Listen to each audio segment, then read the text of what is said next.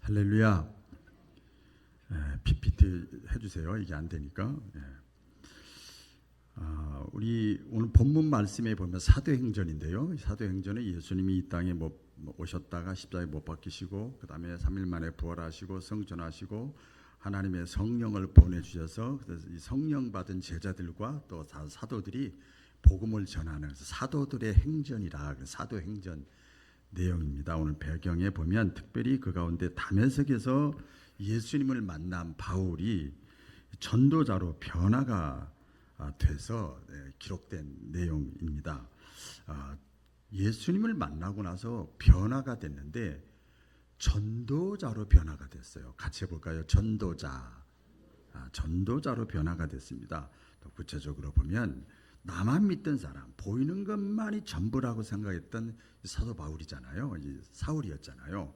근데 불신의 사람에서 믿음의 사람으로 변화가 됐어요. 다시 말하면 예수님을 믿지 않던 사람, 예수님이 하나님의 아들이라는 거, 구원자라는 거, 이걸 안 믿었던 사람이 예수님을 믿는 자로 변화가 됐어요.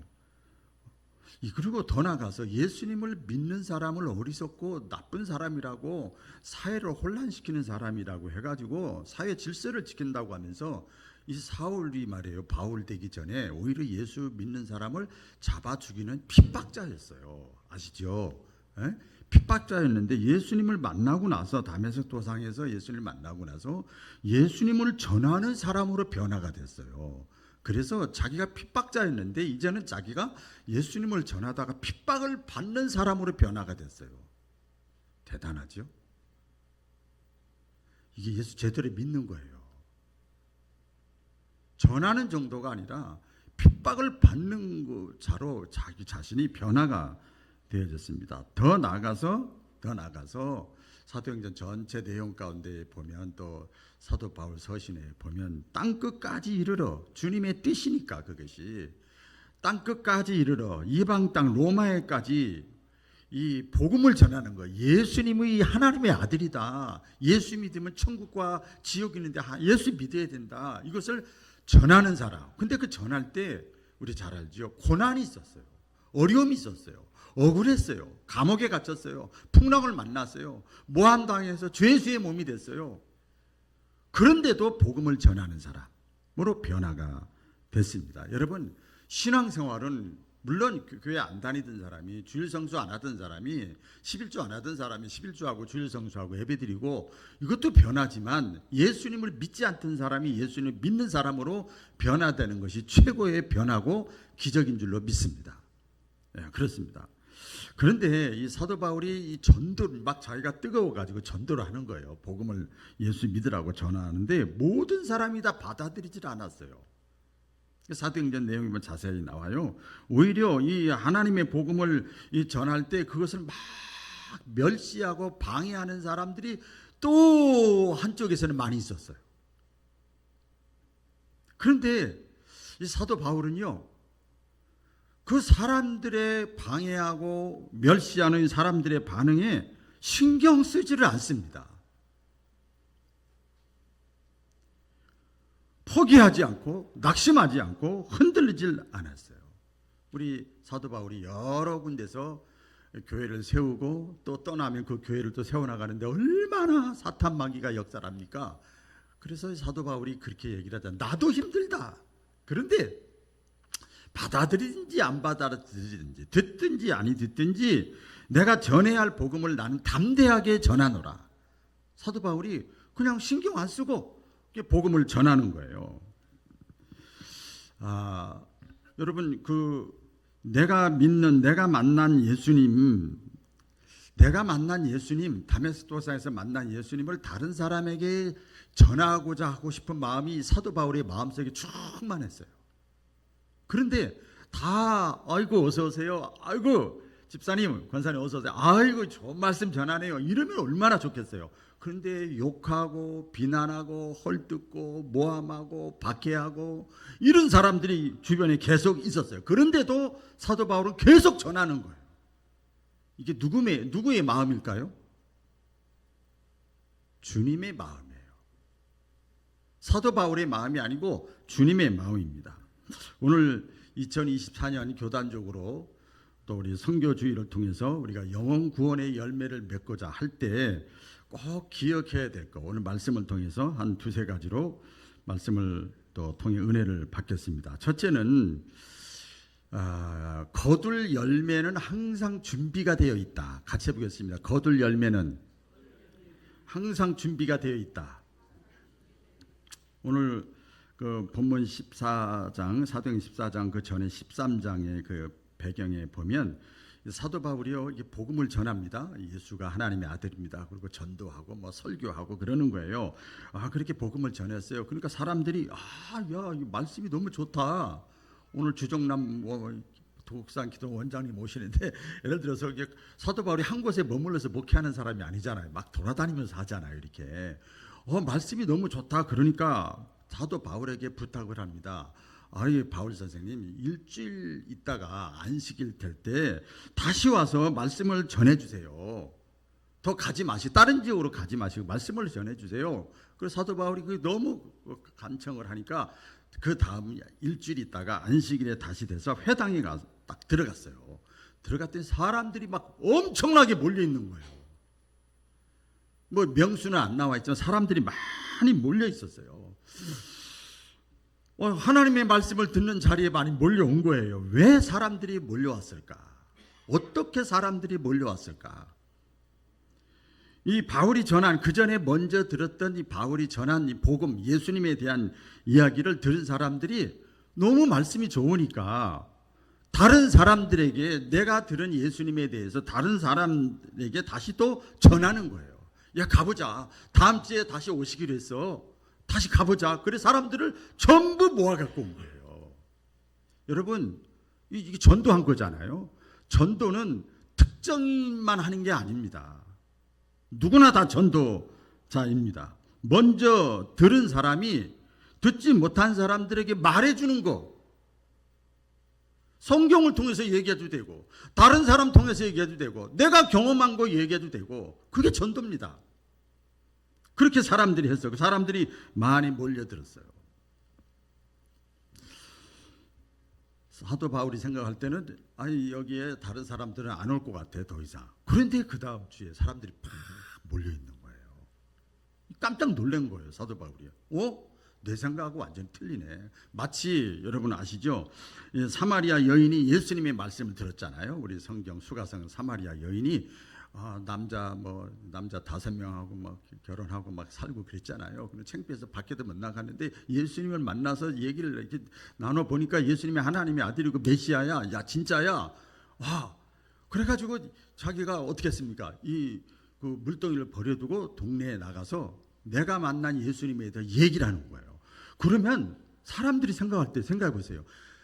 인격이 제대로 됐고 삶이 깨끗한 사람이 얘기하면 들을 것 같은데 오히려 이 사마리아 여인은 동네에서도 손가락질 당하는 사람이에요. 근데 그 사람이 내가 만난 예수님에 대해서 자기의 허물이 많지만 부끄러운 게 많지만 내가 만난 예수님에 대해서 얘기를 하니까 동네 사람들이 다 몰려왔어요. 이게 인간의 생각과 내 생각과 하나님의 생각은 완전히 다르다는 것을 우리가 알 수가 있죠. 이게 보면 이 사도 바울 시대에 그때도 마찬가지고 이 사마리아 여인 시대에도 마찬가지고요. 이 깊이 묵상을 해보면 그렇습니다. 겉으로 보면 우리 권사님, 집사님, 우리 성도님, 또 직장인, 또 우리 동네 사람, 또 그냥 안 믿는 사람 겉으로 보면 그냥 영적인 갈급함이 없이 그냥 그렇게 사는 것 같지만 그러나 내적으로 보면 영적으로 보면 이 영생에 대한 관심이 누구나 다 있습니다. 천국에 대한 관심. 자기들이 믿질 않아서 그렇지. 왜? 나이가 먹을수록 세월이 흘러갈수록 이 땅이 다가 아닌 것 같은 새로운 세계, 하나님의 나라, 천국 이 얘기를 하잖아요. 거기에 대한 관심이, 영적인 갈급함이 누구나 다 있습니다. 영적인 갈급함이 없기 때문에 인생을 살면서 허무감을 느끼고 소망이 없이 살아가는 사람들이 우리 주변에 너무나도 많아요. 오늘 그도 깊이 살펴보면 사도 바울이 많은 사람들 앞에서 복음을 전했는데 아까 많이 몰려왔는데, 자 보세요. 많이 몰려왔는데 믿는 사람도 많았는데 그 가운데 또 안 믿는 사람들도 많았어요. 100% 지지받는 게 아니에요. 여러분이 왜 기억을 해야 됩니다. 모든 씨앗이 땅에 떨어졌다고 해서 다 열매를 맺는 게 아니에요. 마지막까지 잘 성장해서 열매를 맺는 나무는 소수에 불과한 거예요. 그러나 분명한 것은 누군가가 복음을 전해야 되고 씨앗을 뿌려야만 열매를 기대할 수 있음을 믿으시기를 바랍니다. 예수님도 여러분 아시잖아요. 이 복음을 전하고 이렇게 하나님 나라에 대해서 얘기를 하면서 뭐라고 말씀하셨는가? 밭의 비유를 말씀하셨잖아요. 씨를 뿌릴 때, 전도할 때, 뭐 설교할 때, 간증할 때, 교회 나가자고 할 때, 뿌릴 때에 옥토만 있는 게 아니라 이 밭은 사람의 마음을 가리키는 거잖아요. 옥토만 있는 것이 아니라 길가도 있고 자갈밭 같은 사람도 있고 돌짝박한 사람도 있고 그렇다는 거예요. 그러니까 우리가 씨는 뿌리지만 모든 씨가 다 열매를 맺지 않을 것이다라고 예수님이 비유의 말씀을 통해서 말씀을 한 거죠. 나옵니다. 원래는 전부가 다 옥토밭이었는데 마귀가, 성경에 보면 악한 자가 그렇게 표현해요. 악한 자가 그 마음에 다른 씨를 뿌린 거예요. 다른 씨를 뿌렸어요. 그러니까 이 다른 씨가 와서 원래 있는 씨를 그냥 짓눌러 버린 거예요. 잘못된 씨를 뿌려가지고 그 잘못된 씨를 뭐라고 표현했는가 하면, 야 교회 나가도 안 되잖아. 어려움도 아니라 환난 때문에. 야 교회 나가도 이것도 안 되고 저 염려, 근심, 또 야 교회 나가도 가난하잖아. 물질, 또 유혹, 이런 것들 때문에 교회 나와서 말씀을 듣고 나서 그런 것들이 자꾸 마귀가 집어넣어 주는 거예요. 악한 자가 집어넣어 주는 거예요. 그 마음밭이 다시 그냥 여기 왔을 때는 옥토가 됐다가 밖에 나가면 그런 것들이 너무 엄습해 오니까 다시 내 마음이 자갈밭, 돌짝밭, 들을 때는 좋았는데 듣고 나서 금방 또 잃어버리는 거예요. 여러분도 전도하신 분들은 아시겠습니다만은 그 선교사들도 마찬가지. 저는 목회자잖아요. 복음을 전하고 뭐 설교한다 그럴까요? 씨를 뿌린다 그럴까요? 그러면 깜짝깜짝 놀랄 때가 많아요. 누군가 어디인가 복음을 받을 사람이 준비되어 있다는 걸 경험을 많이 해요. 얼마 전에 어느 분이 말씀하시더라고요. 목사님 한동안 그 설교 뭐 시리즈로 믿음의 장애물에 대해서 한 10여 번을 하셨는데 그 게으름이라는 주제가 하나 있었어요. 그래서 그렇죠. 그런데 그 본문 말씀 통해서 말씀을 제가 전하는데, 이야, 저건 꼭 나에게 하는 말씀입니다. 나 들으라고 하는 말씀입니다. 뭐 처음부터 그게 막 오더래요. 나 들으라고 하는 말씀이야. 저거는 뭐 틀림없어. 그래가지고 막 여기서 울렁울렁 거리더라는 거예요. 그 은혜를 많이 받았대요. 그래서 은혜 받았으면 삶이 있어야 될 거 아닙니까? 그랬더니 열심히 살게 됐대. 열심히 살게 됐고 삶의 의욕, 집에서 누워만 있고 좀 안 나가고 게을러지고 이랬는데 막 냉장고도 깨끗하고 설거지도 뭐 하고 뭐도 하고 막 사람 만나는 것도 그렇고 막 열심히 살게 됐대요. 집안이 깨끗해지고 가만히 누워있는 시간보다 어떻게든지 움직이는 시간이 많아졌다고. 내 삶이 달라졌다고. 깜짝 놀랐어요. 어떻게 그렇게 또 은혜를 받는 사람도 있구나. 그런데 여러분, 성경에 사도 바울이 복음을 전할 때도 마찬가지입니다. 바울의 복음을 받아들인 사람은 바울이 생각했던 사람들이 복음을 받아들인 게 아니에요. 바울의 의도와는 전혀 다른 사람들이 복음을 받아들입니다. 자 보세요. 누구에게 처음에 복음을 전했는가 하면 유대인들에게 복음을 전했습니다. 처음에는 유대인들에게 전하려고 했는데 이게 보니까 오늘 성경이 자세히 나옵니다만은 이방인들이 예수님을 받아들이는 거예요. 지금도 똑같아요. 이 우리가 어떤 복음을 전한다든지 전도하다든지 설교한다든지 복음 전도의 사명을 감당할 때 처음 내가 기대했던 의도와는 다른 결과가 있을 때가 너무 많아요. 생각하지 못한 사람이 예수님께 돌아오고 생각하지 못했던 사람, 제가 이제 기도하다가 또 목회하다가 깨달은 게 프리즘이구나. 나는 A라는 것으로 쐈는데 프리즘이라 땅 받아가지고 여기서 빨주노초 파남보로 쫙 하나님의 역사가 이렇게 일어나는 거예요. 너무나 많이 깨닫게 됩니다. 그래서 사도 바울이 그러잖아요. 때를 얻든지 못 얻든지 같이 볼까요? 때를 얻든지 못 얻든지, 때를 얻든지 못 얻든지, 말씀을 받든지 안 받든지 쉬지 않고 물 주고 뿌리고 가꾸는 일에 최선을 다해야 돼요. 할렐루야. 그래서 우리가 열매 맺게 하고 성장하게 하고 자라나는 거예요. 나게 하는 것은 하나님의 몫인 줄로 믿습니다. 하나님의 몫이에요. 우리 두 번째로 영혼권의 열매를 맺기 위해서 우리가 또 기억을 해야 될 것은, 열매를 거두려면, 전도하려면, 영혼이 구원받으려면, 믿음이 약한 사람이 성장하게 하려면 눈물이 필요하다는 거예요. 눈물이 필요합니다. 우리 사도 바울이 1차, 2차, 3차 전도 여행을 계속 전도를 이렇게 했는데요. 1차 전도에서 많은 결실이 있었어요. 가장 많았습니다. 복음을 전하는 것에 많은 교회가 막 세워지기 시작하는 거예요. 그러니까 쉬운 것 같은데 그게 아니에요. 그 열매, 교회가 하나가 세워지기까지 얼마나 많은 고난과 시련과 핍박이 있었는지 몰라요. 쉽게 이루어지는 게 하나도 없어요. 그때 당시에 건물이 교회가 아니고 사람이 교회였거든요. 제가 과거에 그 미얀마 옛날 버마죠. 거기 갔을 때 보니까 지금도 늘 이렇게 조금 이제 신앙적으로 나태해지려고 그러고 그러면 그 사건이 생각이 나요.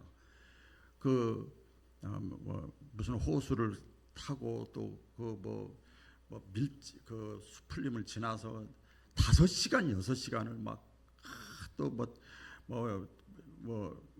운송기구를 타고 그 많은 그 목사님들이 막 선교사님들이 막 가는데 거기 대단한 사람이 있는 줄 알았어. 그랬더니 교회는 유리창 다 깨지고 전부 불교 나라인데 어떤 나이가 좀 조금 이렇게 젊은 애가 거기를 지키고 있는 거예요. 다 울었어요. 다 울었어. 대단한 데 우는 줄 알았거든요. 그 사람이 지금은 여기 전주대학교 공부하고 이제 목회한다고 얘기를 제가 들었습니다. 쉽게 열매가 맺혀지는 거, 교회가 세워지는 거, 영혼이 구원받는 거, 믿음이 자라는 거, 눈물이 필요합니다. 쉽게 되는 게 하나도 없어요. 한 알의 곡식을 거두기까지 우리가 잘 알잖아요. 농부가 흘린 수고와 땀은 헤아릴 수가 없잖아요. 이제 그것이 눈물이라는 것을 이렇게 어떤 학자가 이렇게 해석을 했어요. 밭을 갈아야 되고 씨를 뿌려야 되고 적당히 물을 줘야 되고 벌레도 잡아줘야 되고 수수 때 날아오는 새들도 쫓아내야 되고 곡식을 거두 곡간에 잘 넣어줘야 되고 극복해야 될 과제가 너무 많은 거예요. 신경 써야 될 게 너무 많은 거예요. 조심해야 될 것이 너무 많은 거예요. 여러분, 한 사람 전도하기 위해서 얼마나 힘듭니까?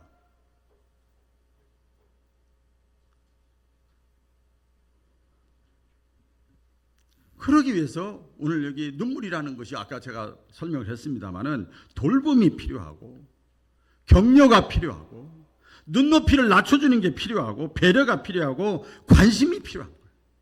그러기 위해서는 내 행동을 조심해야 되고 언어도 조심해야 되고. 여러분, 부모가 자녀를 키울 때 어린 자녀들 믿음이 약하지 않아 똑같은 생명이라고 그래서 똑같은 교육이라도 같습니까? 다르죠. 어린 자녀들 앞에서 부부가 싸움하면 안 돼요. 말 함부로 하면 안 돼요. 금방 따라해요. 제 어린 어떤 손주가 그러더라고요. 우나마 아니야 목사님 그러더라고요. 하부지 하다가 갑자기 그걸 그대로 듣고 그대로 하는 거예요. 그대로 따라하는 거예요. 받을 준비가 안 돼 있으면 우리 이 얘기 있잖아요. 미국에서 기침하면 한국은 미국보다 약한다니까 몸살 걸린다고. 상처를 받고 내가 언행심사 조심하지 않으면 실망하고 불신하고 삐뚤어지고 잘못된 길로 나가는 거예요. 그래서 여러분 자녀들 키울 때 함부로 자녀들 앞에서 말도 못 하잖아요. 이런 지혜가 필요하다는 거예요. 참을성이 있고 눈물이 있고 기다려주는 게 필요하다는 거예요. 때로는 알곡 옆에서 같이 자라나는 이 가라지가 있는데, 다른 말로 하면 잡초거든요. 그것을 뽑아줘야 될 때가 있어요. 오늘 여기 길게 써놨죠. 다 같이 한번 읽어볼까요? 시작. 예수께서 그들 앞에 또 비유를 들어 이르시되 천국은 좋은 씨를 제 밭에 뿌린 사람과 같으니 사람들이 잘 때에 그 원수가 와서 곡식 가운데 가라지를 덧뿌리고 갔더니 싹이 나고 결실할 때에 가라지도 보이거늘 집주인의 종들이 와서 말하되 주여 밭에 좋은 씨를 뿌리지 아니하였나이까. 그런데 가라지가 어디서 생겼나이까. 주인이 이르되 원수가 이렇게 하였구나. 종들이 말하되 그러면 우리가 가서 이것을 뽑기를 원하시나이까. 주인이 이르되 가만두라. 가라지를 뽑다가 곡식까지 뽑을까 염려하노라. 가라지 잡초를 뽑을 때 어떻게 된다는 거예요? 신중해라. 예수님이 하신 말씀을 우리 한국말로 간단하게 얘기를 하면 그거죠. 왜 신중해야 돼요? 순수하고 깨끗하고 알고 이것까지 뽑힐 수가 있거든. 전도한다고 그래서 모든 사람들이 다 반기는 것이 아니지요. 오늘 본문 말씀에 보면 다시 말씀드리면 바울이 회당에 가서 복음을 전할 때 구체적으로 믿음으로 받아들이는 사람들이 있지만 거부하고 박해하는 사람도 있었어요. 복음을 거부하고 방해하는 사람들이 있었는데, 자 보세요. 어떤 사람들인가 하면 가장 복음을 전할 때 복음에 대해서, 성경에 대해서, 신앙에 대해서 가장 안다고 하는 사람, 이 사람들이 협력해야 될, 가장 협력해야 될 사람들이 그 누구지요? 유대인이에요. 그렇죠? 유대인입니다. 이방인이 아니고 유대인들이 쉬지 않고 사도 바울의 사역을, 이 전도 사역을 비난하고 원망하고 방해를 하는 거예요. 여러분, 그건 기독교 2000년 역사상 지금도 계속됩니다. 복음이 전파되고 성령이 역사하는 곳에는 반드시 끊임없이 사탄의 방해가 크고 작게 계속되는 거예요. 바리새인, 서기관, 이 사두개인들 아시잖아요. 종교 지도자들이잖아요. 이 사람들이 이 유대인들을 현혹한 거예요. 종교 지도자들이 유대인들을 현혹해서 유대인들이 거기에 물들어 가지고 사도 바울의 사역을 방해하기 시작하는 겁니다. 유대인들은 어떤 사람인가 하면 그때 당시에 기득권을 딱 가지고 있는 사람이야. 선민의식. 기득권을, 이 종교 회당 안에서 기득권을 가지고 있는 사람들입니다. 선민의식이 충만하고 교회 내에서 어떤 주류라고 그럴까요? 이런 걸 딱 가지고 있는 사람이에요. 근데 이 사람들은 하나님의 나라와 교회를 먼저 생각하는 것이 아니라 자신들의 위치 보존이 우선이야. 그래서 예수님이 바리새인, 사두개인, 서기관들 이 사람들을 막 잘못된 거 지적을 할 때 우리의 위치가 잘못되니까 예수님을 잡아 죽이려고 한 거잖아요. 예수님 말씀하셨잖아요. 바리새인, 사두개인, 서기관들, 유대인들을 이 현혹했던 이 사람들에게 뭐라 그럽니까? 너희들이 교회에서 거룩한 척 하는데 너희들이 하나님께 나오는 사람들의 길을 너희들이 막는구나. 악한 자들은요 언제나 다른 사람들을 선동을 합니다. 사도행전 14장 1, 2절 한번 볼까요? 구체적으로 나옵니다. 다 같이 크게 합독하겠습니다. 시작. 다 같이 시작. 이에 이고니온에서 두 사도가 함께 유대인의 회당에 들어가 말하니 유대와 헬라의 허다한 무리가 믿더라. 그러나 순종하지 아니하는 유대인들이 이방인들의 마음을 선동하여 형제들에게 악감을 품게 하거늘. 사도 바울의 사역을, 전도 사역을 하는데 기득권자들, 아까 말한 대로 바리새인, 사두개인, 서기관들이 방해하고, 그 다음에 그 사람들이 유대인들을 또 선동해서 방해하고, 이번에는 누구를 선동합니까? 여기 보니까 유대인들이, 순종하지 아니하는 유대인들이 누구의 마음을 선동했어요? 이방인들의 마음을 또 선동해. 그러니까 3차까지 가는 거야 지금. 마귀가요 이렇게 하는 거예요. 3차까지. 그래서 형제들에게, 사도 바울과 이 바나바에게 악감을 품게, 악한 감정을 품게 하는 거지요. 복음을 전하지 못하도록 방해를 하는 거예요. 사도 사도들은 사도라고 그래서 예수님이 제자가 아니고 사도 바울과 바나바입니다. 그런 방해에 굴복하지 않고 보니까 더욱 담대하게 말씀을 전하니라. 같이 배웠습니다. 더욱 담대하게 말씀을 전하니라. 그리고 경고합니다. 말씀을 전하면서 막 계속해서 막 그렇게 하니까 경고를 합니다. 뭐라고 경고합니까? 만일 너희들이 끝까지 복음을 전하는데 종교 지도자들, 유대인들, 또 현혹된 사람들, 너희들이 이 복음을 전하지 받아들이지 않으면 이방인에게 복음을 전하겠다. 사람같이 여기지 않는 사람들이잖아요. 택한 사람들이 아니잖아요. 이방인에게 복음을 전하겠다. 사역의 방향을 돌리겠다. 다른 말로 하면 여기 그 주석에 보면 너희들을 포기하겠다 이 말이에요. 내가 너희들을 포기하겠다. 안 받아들이고 박해하고 그렇기 때문에 내가 이방인들에게 복음을 전하겠다. 그렇게 얘기를 했어요. 경고를 합니다. 그런데요, 여러분, 참 신기해요.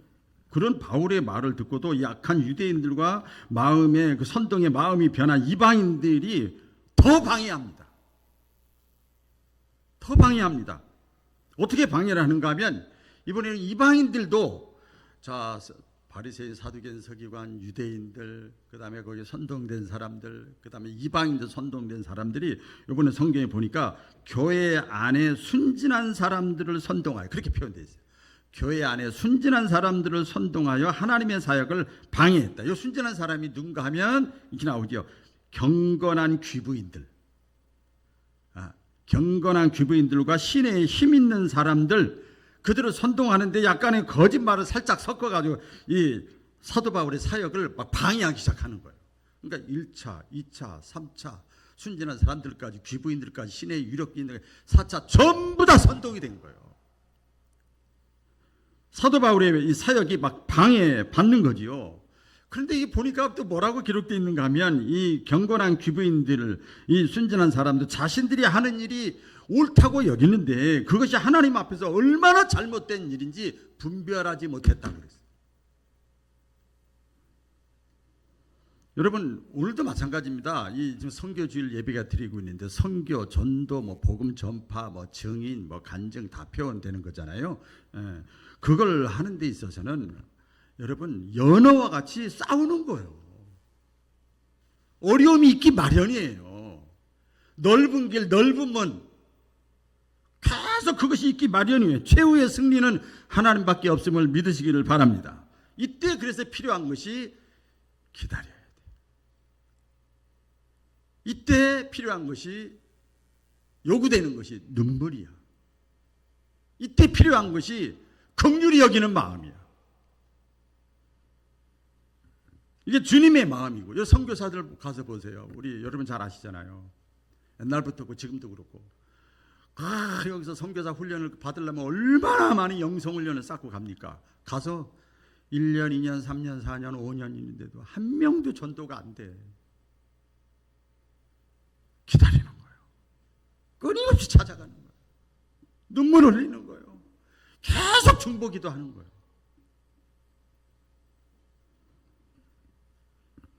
마지막입니다. 이 복음 전도는 멈추질 않습니다. 같이 해보겠습니다. 복음 전도는 멈추지 않는다. 내가 하지 않아도 하나님의 일은 계속됩니다. 제가 어느 당연한 거지만 이걸 깨닫고 나서 이왕이면 쓰임 받아야지. 제가 그 다음부터 쓰임 받는 얘기를 계속 이왕이면 내가 안 해도 딴 사람이 쓰임 받으니까. 저 신학생 때 그걸 깨달았거든요. 저 사람이 하면 안 될 것 같은데 내가 나왔는데 저 사람이 하니까 또 하나님 쓰시더라고. 하나님의 역사는 그냥 역사의 수레바퀴는 돌아가더라고요. 사탄의 목적은 오직 하나입니다. 복음이 전파되는 거 중단되게 하는 거예요. 우리 한국말로 하면 전도가 중단되게 하는 거예요. 어떤 사회적, 개인적, 여러 가지 이해관계, 감정, 물질 다 통해서 이유, 명분, 핑계를 총동원해서 전도를 방해하는 거예요. 사도 바울의 전도는 어떤지 아세요? 이렇게 방해가 있을 때 제가 읽어드릴게요. 한 길이 막히면 다른 길로 갔다. 현대인은 성경에 보면 한 장소에서 막히면 새로운 장소에서 복음을 전했다. 더 넓은 지역으로 가는 계기로 삼았다. 위기를 새로운 사명의 기회로 삼았다. 복음의 강물이 흘러가는 것은 속도가 느릴지언정 한순간도 멈추지 않았다. 계속되는 거예요. 속도 시속 70km 가다가 마귀가 역사하면서 10km, 20km로 가는 거예요. 오늘 본문을 보세요. 이 바울 일행, 바나바와 이 사도 바울 일행이 그 박해하는 그 너무 수많은 사람들이 나중에 어떻게 합니까? 이야, 돌로 치려고 이제 죽이려고 그러는 거예요. 그렇죠? 돌로 치려고 할 때 어떻게 합니까? 도망갑니다. 이제 다른 지역으로 도망가는데 이고니온이라는 지역으로 도망가서 거기서도 뭐 했어요? 또 전도하는 거예요. 거기서 미쳤지요. 세상 말로 하면. 자, 오늘 읽어볼까요? 5절로 7절 시작. 이방인과 유대인과 그 관리들이 두 사도를 모욕하며 돌로 치려고 달려드니 그들이 알고 도망하여 루가오니아의 두 성 루스드라와 더베와 그 근방으로 가서 거기서 복음을 전하니라.